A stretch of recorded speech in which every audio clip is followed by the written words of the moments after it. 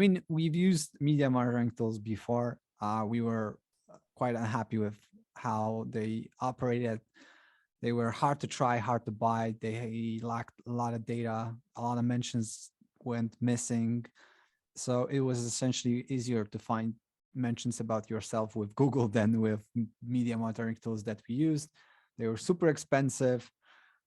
They looked like Yahoo in '95, so the user interface was not that great, I would say. And yeah, so we decided that this is the best time um, to to fulfill one of our dreams to have a SaaS product.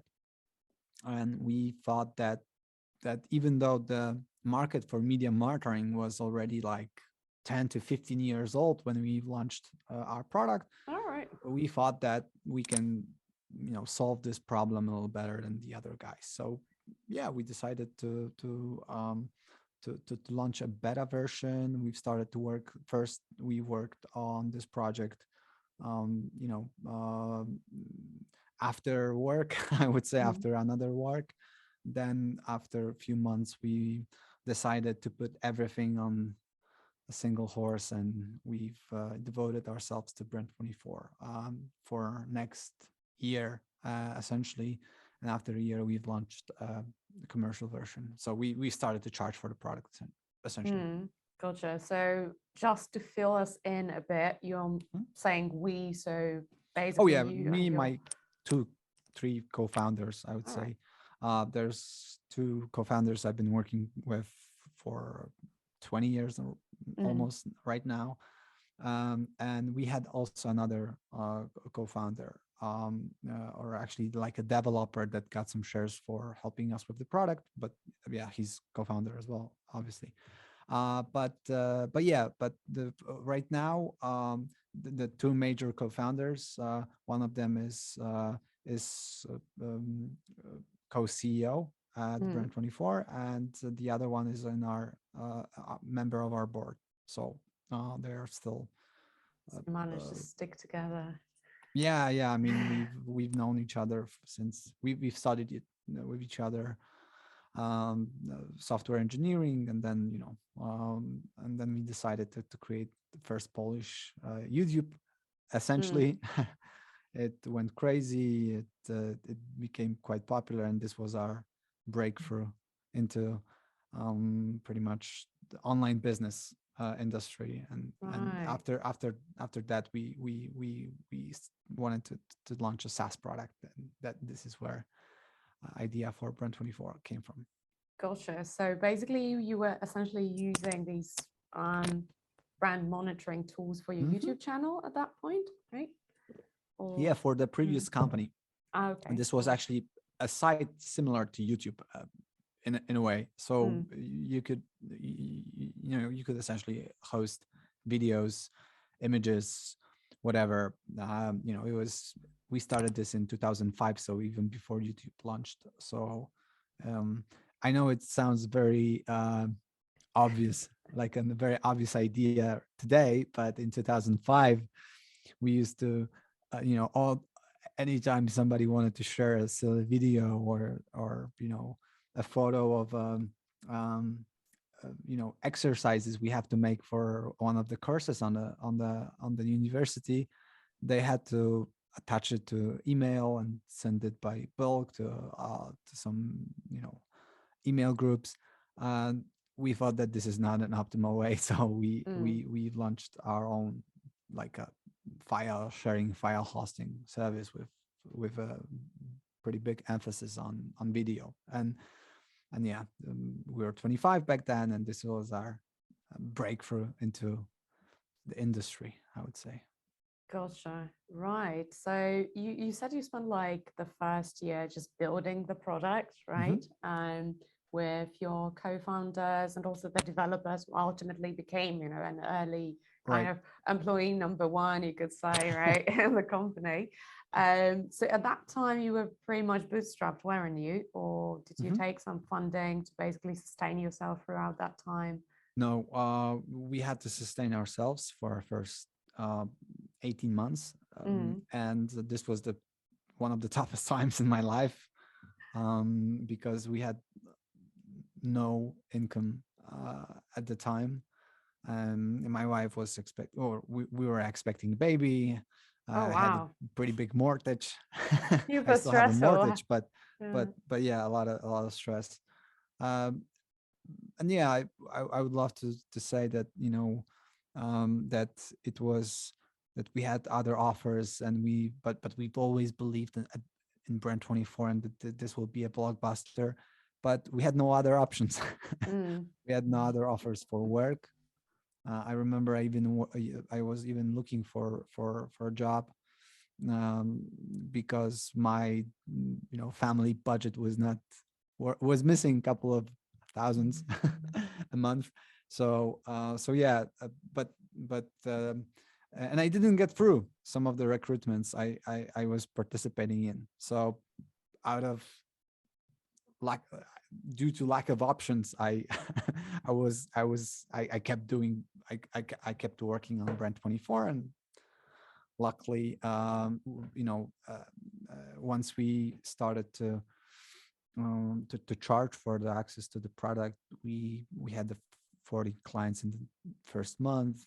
We had 100 after 3 months. So it we saw revenue pretty fast. And then and at the time we've raised some initial funding, and we started to scale. But yeah, but the first 18 months were with no investors, fully bootstrapped. One of the Mm. toughest times in my life.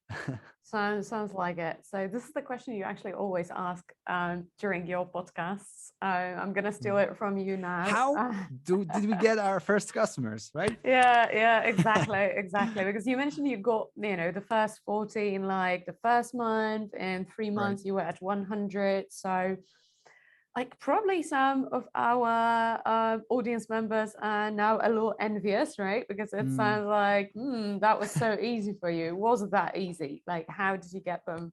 no, it was not easy. And yet the numbers look pretty impressive, but we only had 4% conversion rate Mm, from test users to paid users in the first month.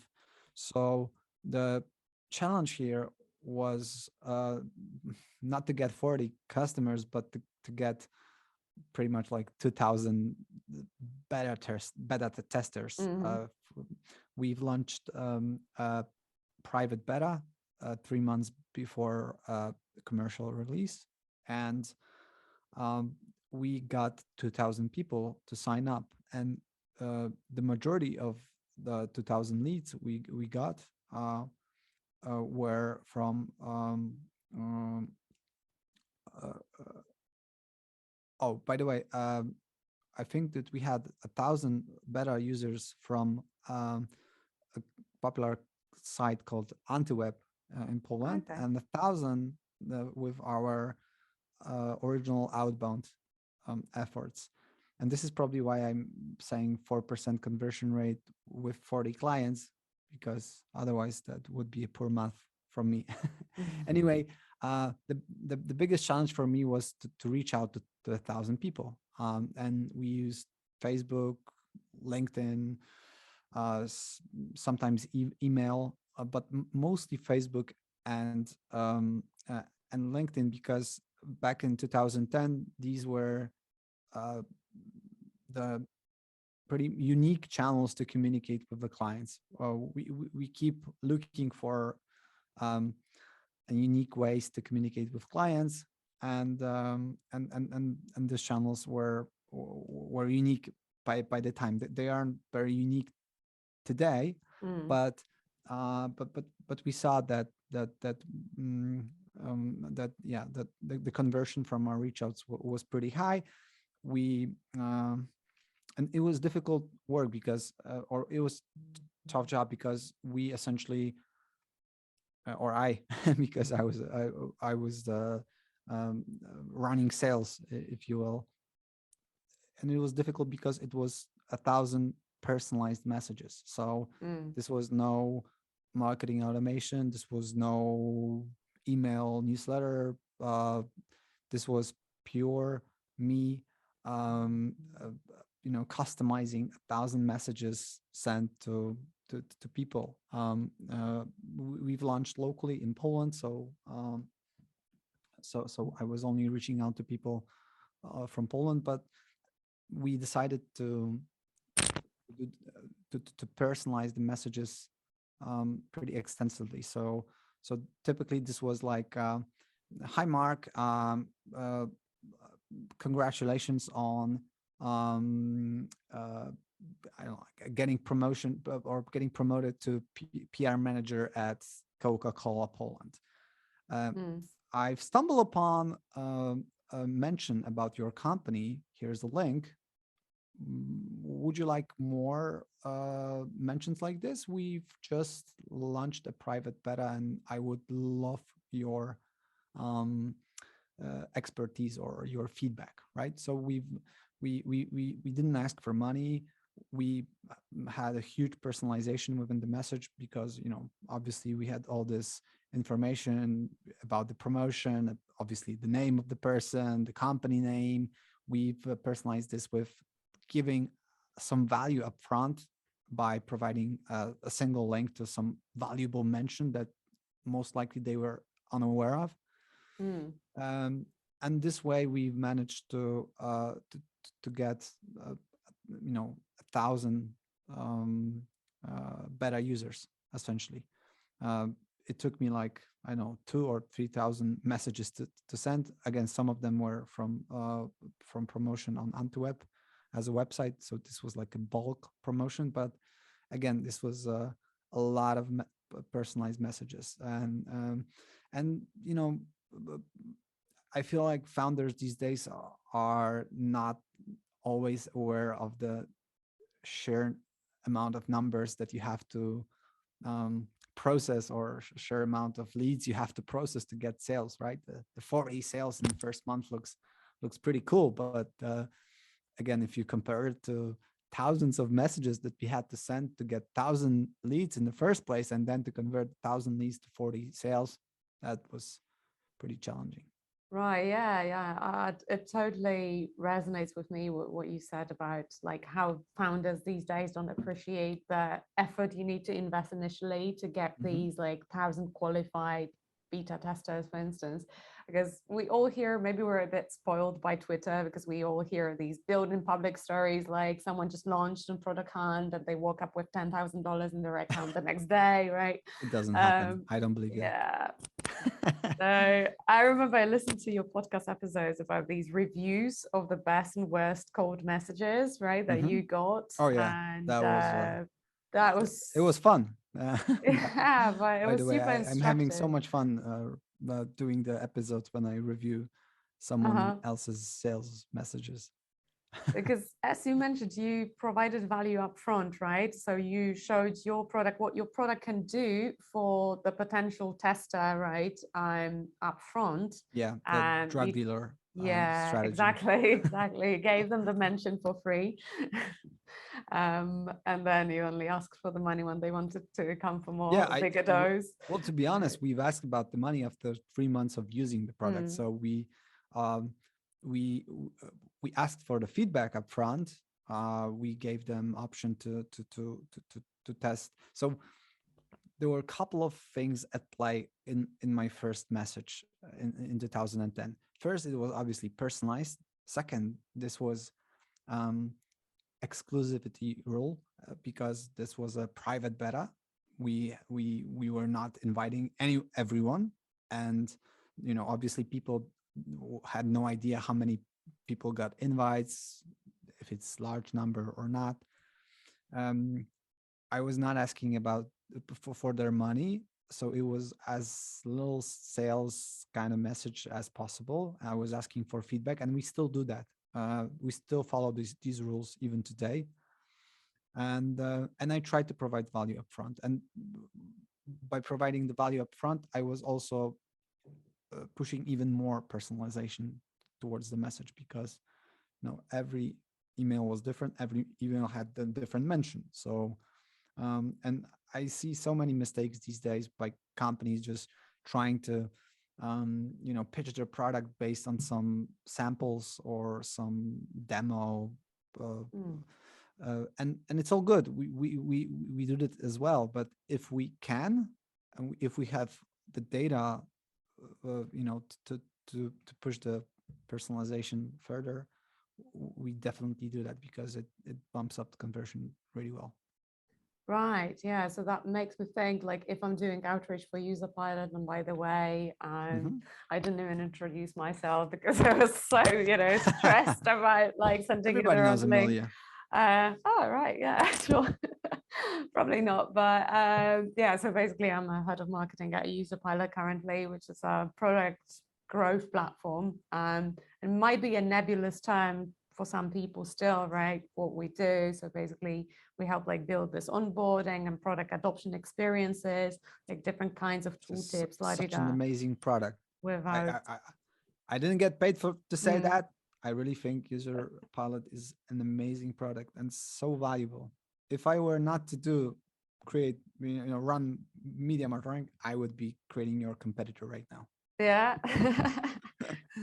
Yeah, well, a lot of people think like that. Like I see a new competitor coming up every 5 days on average. So yeah, but they don't anticipate, what happens next. So all the user generated content that is just like product wise, so difficult to handle, because when we change anything of the product, we need to care about backward compatibility, about like all the user generated content, and not to mention the scale, right? You operate on the websites, on the huge websites. Yeah, you have to process brings millions of users, right? And millions of data points daily. And events every day. And you need to update it in real time, right? Because the experiences are triggered in real time. But to tie it back to our conversation about outbound messages, right? Like we should probably show people how, Userpilot overlay would look on their, specific tool and say like, hey, I just tried your product.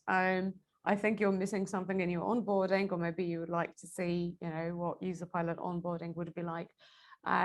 So, which is a great idea, but it's super time consuming. So just kind of a public service announcement. If you guys think that it takes a lot of time to get beta testers, you're probably right, but it takes a lot of time for everyone, right? So it's not, like you're doing something wrong. It's just the amount of effort to get someone interested, especially these days. There are so many SaaS products and everyone is getting so many of these cold messages, right? That you really need to do something extraordinary to catch their attention. But, we started brand 10 years ago. So some people may think like, oh, maybe it was easier because there were fewer companies like that. Right. But at the beginning of our conversation, you mentioned that, well, media monitoring wasn't a new thing. You weren't the first in the market, right? Definitely. We weren't even first in Poland. We weren't even in the first 10 services in Poland. So not to mention the global. But again, I'm not paid to say that, but I think Brand24 is probably the most widely recognized, social media monitoring tool.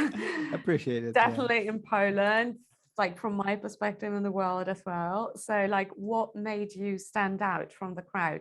I think you mentioned it somewhere in an interview that you don't have to be first, but you have to be the best.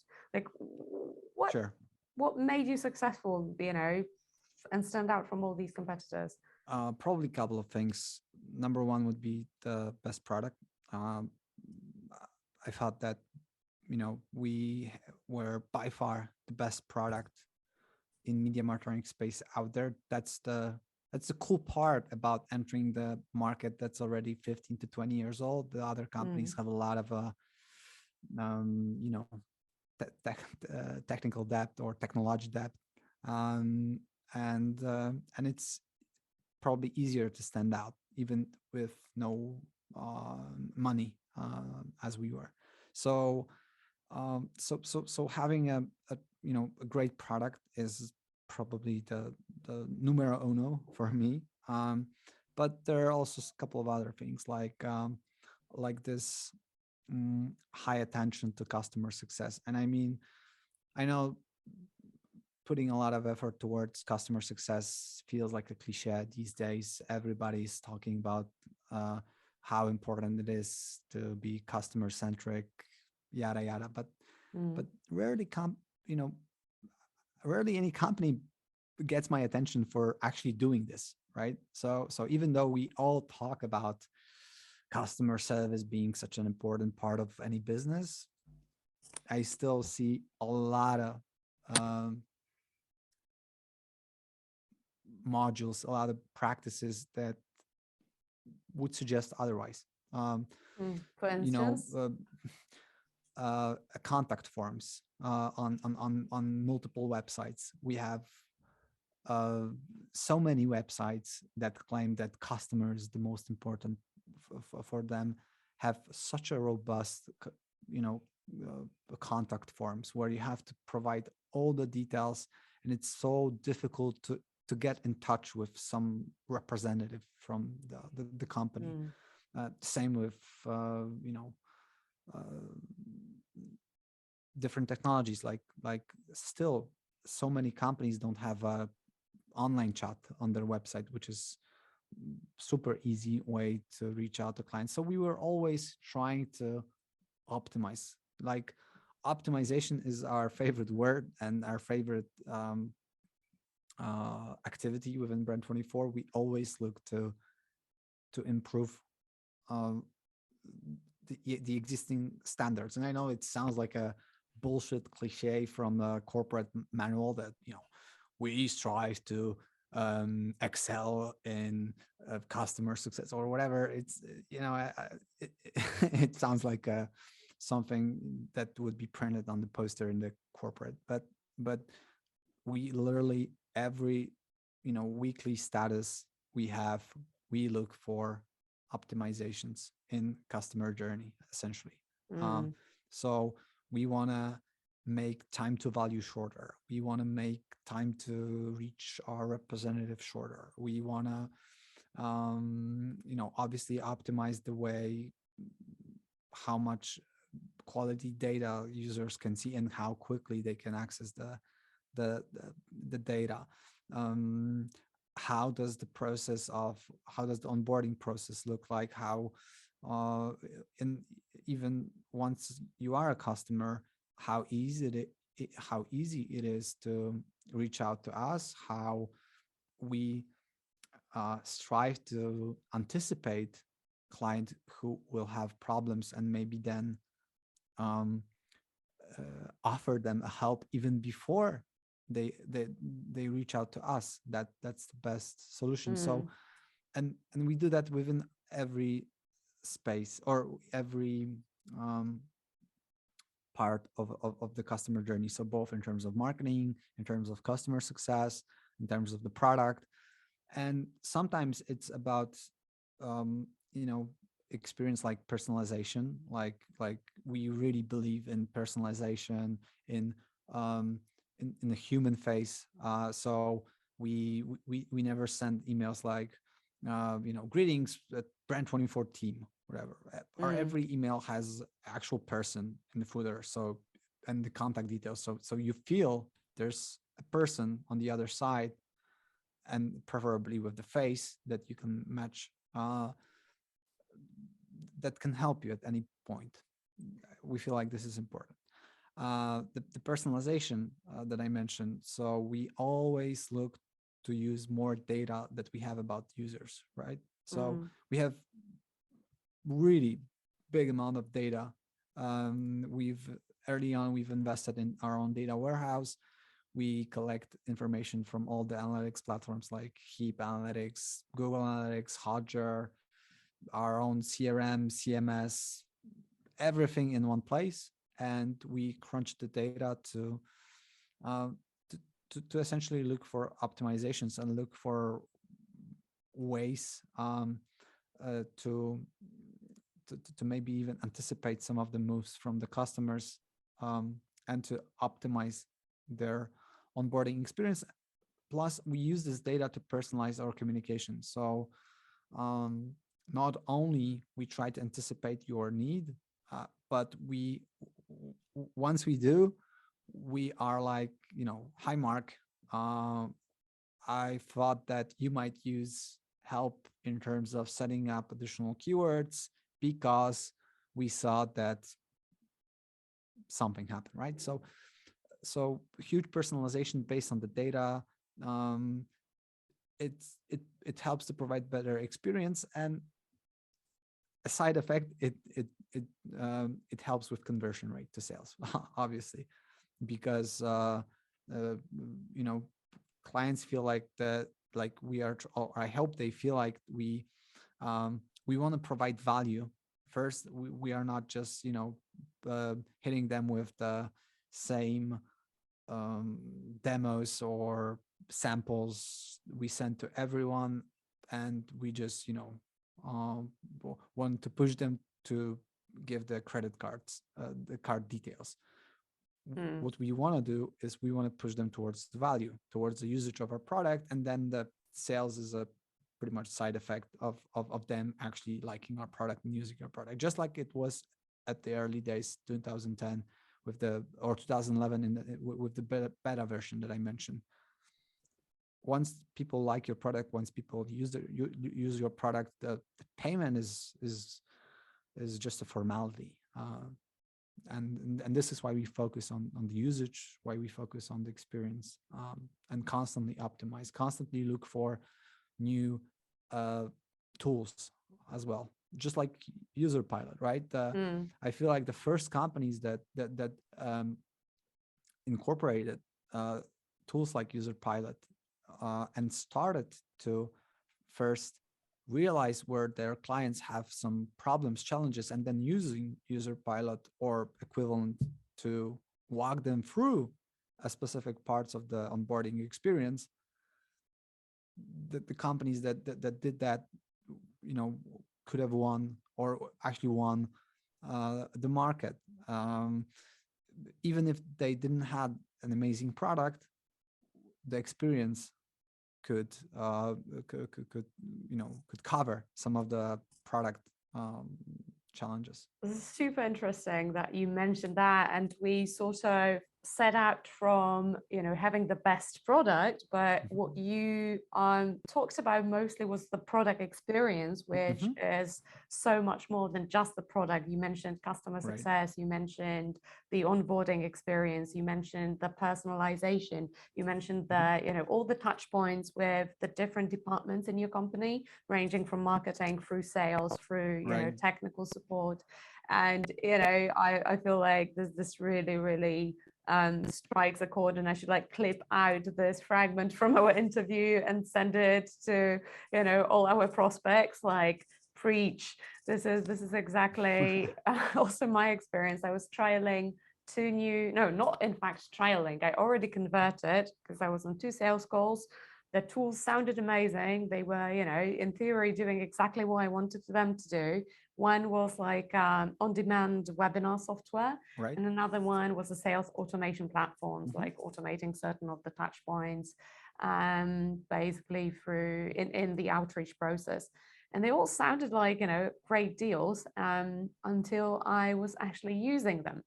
And now 10 plus brownie points to customer support because they were, you know, there on the live chat and responded to my questions pretty quickly. But then I had this like feeling, you know what, if they just took the responses they just gave me and put a little tooltip in there. So, you know, that would have saved them like 20 minutes of their 100%. Time and 20 minutes of my time. And I just wondered, how many conversations are these support people having that are like just Groundhog's Day, right? The same thing every day, right? Not to mention, a lot of people, or possibly even the majority of people, are not reaching out to customer success. If they can't find the solution, if the software is not providing tooltips to solve the problem, they might just leave altogether. And that's the biggest challenge, that if the customer is reaching out with the problem, that's still pretty cool that we can have a chance to solve the problem, but the majority they don't, and that's the challenge that the Userpilot helps with. Yeah, and it's also like what you mentioned about analyzing the data. If they saw my session recording, they would see that I got stuck there. And it wasn't that, you know, like I was using the tool fine until it kind of stopped doing what I thought it should be doing. So, you know, I set up the campaign, I filled up my prospects. and I pressed start, and then it didn't do anything. And I was just like waiting, and it didn't do anything. And I didn't, realize, because that was the first time I was using a tool like that, that there are like certain time delays, and that it trips basically the prospects gradually into the campaign, and Right. then it, like paces the outreach. So my Gmail doesn't get suspended for Right. suspicious activity. But it would have taken like one interaction with me, just like a tiny pop-up, hey, you need to wait for your prospects to process or something, right? Like come back in 3 hours. HubSpot does it really well. I noticed, for instance, tracking the emails I'm sending through Gmail with HubSpot, and when I added like a few more recipients than I would normally, right? They send me this little pop-up inside Gmail, said like, hey, this email won't be tracked because of like, GDPR stuff. If you have more than 3 recipients, we can't track it. And I was like, wow, this is so cool, right? They're telling me a certain interaction. And this is part of UX. This is part of my user experience, but this is not part of the UI, right? So all these like interactions with the product that happen outside the product even are also super important. Yeah, it used to be the most company. I was always wondering why more companies are not doing this, and it used to be super expensive because you used to have just had to engage the developers to create the pop-ups. But these days with the tools like yours, it's so much fun. You can set up you can boost your onboarding, or you can boost onboarding experience for your customers with 4 hours of work, just sitting in the once you plug in the JavaScripts, you can start dragging and dropping the tooltips, and can vastly improve the experience for your product with just few hours of work, which is crazy. Yeah, it seems like it's a few hours of building, but like the biggest problem is usually that people don't know what to build, right? Because as you said, like you're doing the experiments and you're analyzing your data. You mentioned like Amplitude, right? Hotjar, Google Analytics. Probably you have a data scientist who's doing that, right? We do have you see, right? So you're one of the very few companies that are actually making a good use out of the data. And when I was having all these chats with customer support last week, of these 2 new tools, I thought to myself, like, if product managers, even if they don't have time or don't have like data analysts to analyze all the data, if they just went through the support logs from time to time, they would like get so much inspiration from there, I bet. But coming back to Brand24, like you had a great product experience, it was growing consistently, but your product is sort of a bit volatile, because you rely on external products data. External data to work. I see where this is going. Yeah, where this is going. You're probably the most asked question of the last couple of years. For past 2 years. Yeah, I can imagine, because this was something like, a bit like Poland after it disappeared from the map for like 120 years, and then it bounced back. It's just like something that a lot of countries, a lot of companies exactly wouldn't survive. So we're obviously talking about the crisis with Facebook and Instagram. Like, why did it happen? Like, how did you deal with it? What was the impact? This is we were accused by one of the media outlets for collecting more data from Facebook or actually from Instagram that we are supposed to, and this triggered the pretty vital, I would say, response from Facebook itself. They blocked all of our presence on the platform, including personal profiles, so my personal profiles as well. They've sent a cease and desist letter and asked for a full to work with them for a full audit of the company. If obviously with their history with various data leaks, they are super sensitive Mm. about this, understandably. Uh, and we went for 6 months of audit, and we were cleared, and all our profiles went back online, both for the company, for the personal profiles. So, and we restored access to Facebook and Instagram data within our platform. But yeah, the 6 months were pretty challenging because when we've disappeared from Facebook, everybody assumed that we were doing something wrong, and so the judge, jury, and the executioner Mm. decided that we are that we are doing something wrong. So we've lost a number of clients, we've lost a big chunk of the revenue, and yeah, it took us 2 years to get back to where we were before Facebook. So difficult time, but a lot of lessons learned along the way. Um, as the Winston Churchill used to say, never Mm. waste a good crisis. So um, uh, as much as a lot of bad things happened during the crisis, we had to lose some amazing people. Um, and but yeah, we sometimes where you are on huge cost restrictions due to loss of the revenue, um, you are at your most creative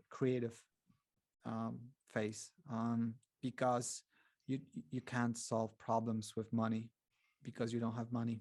And Mm. so it was kind of like going back to 2011 when we were a small startup with no funding, no resources, and we had to figure out the way to find ourselves a space on the market. So yeah, during the time we've managed to um, create some amazing features that we would not discover otherwise. So like we were first company to monitor podcasts. We were the first company to monitor TikTok. So and we would never do that if it weren't for getting blocked on Facebook. So a lot of things that we learned, a lot of new cool features that we came up with during that time.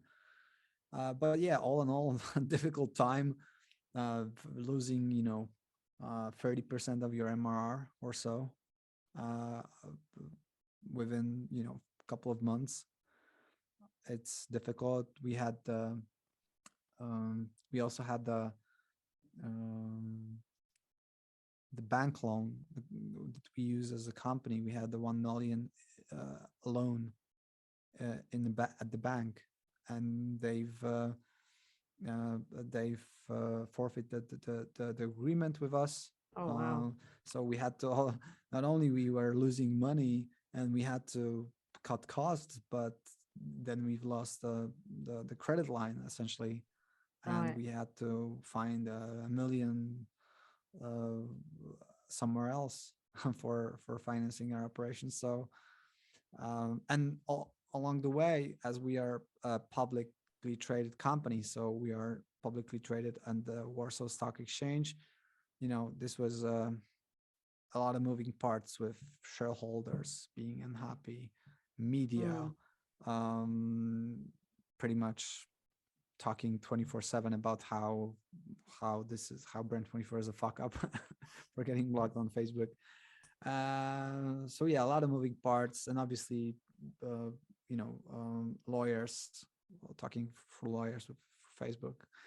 So yeah, not a fun time. But even though a lot of beneficial conclusions that are helping us to grow faster than ever right now. So what is the number one takeaway? Because obviously you were confident in your own data, right? That the accusations were Right. incorrect, right? So I guess at least that kind of kept you going, that you I knew. would say, yeah, I would say that there are two major takeaways. One, that our product still defends itself, because even for the 6 months we had no Facebook and Instagram data, we still sold over 1,000 new subscriptions. So we knew that even though we were losing clients faster than we were gaining them, which is never a good thing for a SaaS, we still were convincing that we were still giving enough value for a purchase to 1,000 companies within 6 months, which is not a bad not a bad result for any startup. So this was a good thing and a good takeaway, because we never knew how our product would behave when losing one of the major sources of data. And the second conclusion was just as I mentioned, that the realization that it's all about creativity, and the lack of financing can be a blessing in disguise.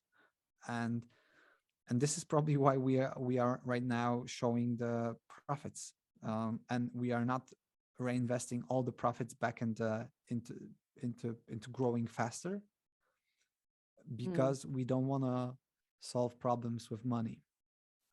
Having some constraints, some restrictions on spending, still pretty much makes us think creatively about solving problems we have with marketing, challenges we have with customer success, etc. Rather than just, let's spend more.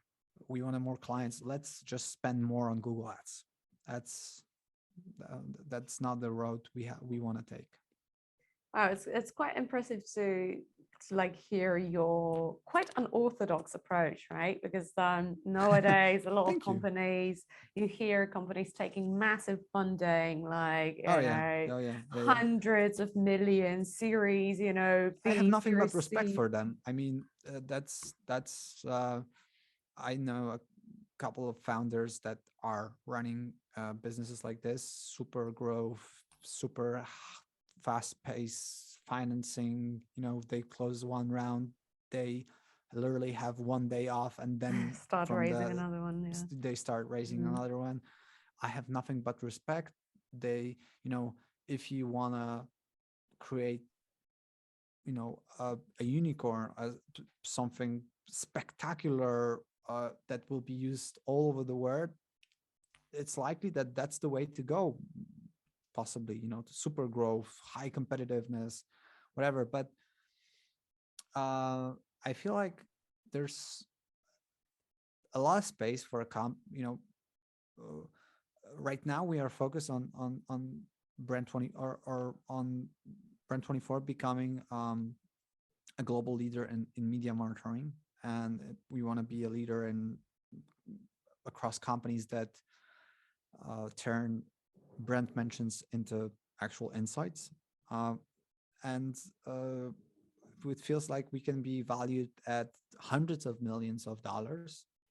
And we don't need to be unicorn. There's still so much space for being a very, very cool business, very tangible business. Not sure if investors like what I'm saying right now. Hopefully they're not watching, but yeah, I mean, so more stable growth would be our goal. And to be honest, I feel like the budget restrictions are more likely to create unicorns than high spending types of businesses. I know it might sound controversial, but once we start to scale, spend money, there is something lost, I think, at most companies. And if they catch really big wave, they can still ride it pretty well and become unicorn or whatever. But within a couple of years, that they must stagnate, and they lose this sense of discovering something, of just having new boundaries. This is but then maybe they have money to buy other startups like Facebook does, or something like, right, or Google.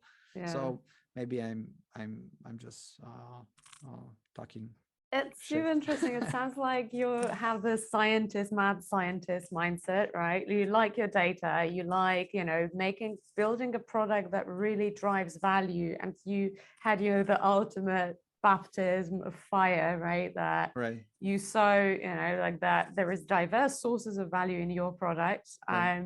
So two questions that come to my mind based on that, like, it seems you're still heavily involved in the product vision, I or am, right. other. All right, so pretty much you're the, like, also the CPO, right, on top of being a CEO. Yes. Cool. And then, how did actually being, stock market listed affect, your mindset of building, a sustainable company, maybe a bit slower, right? Focusing more on the value and on the experiments. And this is something that the investors don't see, right? So Yeah, they don't like slower. yeah, exactly. So why did you decide to, IPO then? And like, what impact did it have? Did it like work as you expected, or, you know? It didn't work as we expect, or to some extent it did, but there were unforeseen challenges that along the way. Obviously, it's challenging for a CEO, or the board members, or maybe like the um, uh, C-level. Let's say it might be challenging because you have much more people to answer to, essentially, than you used to have. Um, and there's always somebody who will lose money based on your stock price, because there's no companies that always grow, uh, let alone grow for the most of the time. So like I didn't anticipate that people will lose money because they've invested in my company, and this is tough for me personally. I'm a kind of person that first and foremost wants to do no harm, and and hates to cause any problems or whatever. So this was challenging when people were just for the first time, when we've lost some valuation, people were like, I've lost money because of you. I you know I've lost my savings because of you, or whatever. This was difficult, because I felt like I let down somebody, even though you know a lot of times the valuation is unrelated to actual performance of the company. I To be frank, for most times I have no idea why our stock price behaves this way or another at the time. Might I be have no anything. idea. Elon Musk tweeting the wrong thing. Yeah. Yeah, I mean, Yeah. oftentimes I'm like, right now we have some amazing news to share. Now, this news has to affect the stock price. I mean, like, this is going to be amazing when we announce this new thing. We announce it and nobody cares. And then we announce something, I'm like, it's just like another day, whatever. And stock price goes up. So I have no idea how it works, or why it goes up or down. I mean, we are focused on providing best results possible for the company, and we leave valuation to the market. That's basically what we can do. So there is this con, but there's also a lot of pros, right? We, during our tough times with Facebook, when we were missing a lot of money in our company's budget, we managed to do a quick round of financing through stock market. So typically when you are raising funds from VC or whatever, there's due diligence. It takes a lot of time. On stock market, it took us 3 weeks to get money, right? So Right. so that's definitely one of the benefits. Um Yeah, so some pros and cons, obviously. Um, I would still go for the stock market if I had to do it one more time. I would still do it the same way. Um, so yeah, So that rather than VC funding in your case was yeah, we used to have a VC as well. all They right. just exited when we've IPO'd, or Mm, not all of them exited. Some of them did, but some of them are still with us. Yeah. cool. And For one last some companies, question. that this might be a big, a cool solution. If you have a really difficult cap table, if you have a lot of Mm, shareholders already, a lot of VCs, whatever, a lot of different agreements with them, some additional benefits to some VCs, additional uh, rights, whatever, the stock exchange is a good way to clear this up, right? Uh, mm, so so for some companies, a stock exchange was a way to just clear their cap table in a way to so it's it was easier to manage investor relations once they were publicly traded than before. yeah, I can imagine, right? Sometimes, your stakeholders, if they are like Yeah, VCs or even like angel investors could be quite interfering with your, I don't 100%. know. So one last question. I know we're running out of time, but it's the beginning of the new year. So new year, new brand 24. Can we expect any like revelations on 100%. Yeah. what's cooking? Yeah, we are launching a new version this year. So we really believe that we have to be a product-led growth kind of company, and so we're launching pretty much a revamp of our dashboard. We are transitioning both as a company and as a tool. So the tool will transition from a tool that provides data to a tool that provides insights. So we typically, provide a lot of numbers. So we would say that Mm, there's 400 mentions about Userpilot in past month, right? And there's a value in that. And 300 of mentions were positive, 20 mentions were negative, right? And it's still pretty valuable data. But what we want to do is we want to provide insights and maybe benchmarks and maybe even tips. So we want to let you know if the 400 mentions is good result or bad result, if it's a better than your competitors or worse than your competitors. uh, it's good to know if you're getting more positives or negatives, but why they are saying positive words about Userpilot, or why they are saying negative things about Userpilot. So we want to provide insights rather than just raw numbers that our clients use to, to establish insights mm, themselves. So that would be the change in terms of the tool. In terms of the company, we want to be a multi-product company. So we've launched some first new projects, some beta versions of the new products. We've launched a new division that will be a premium, that is a kind of premium product uh,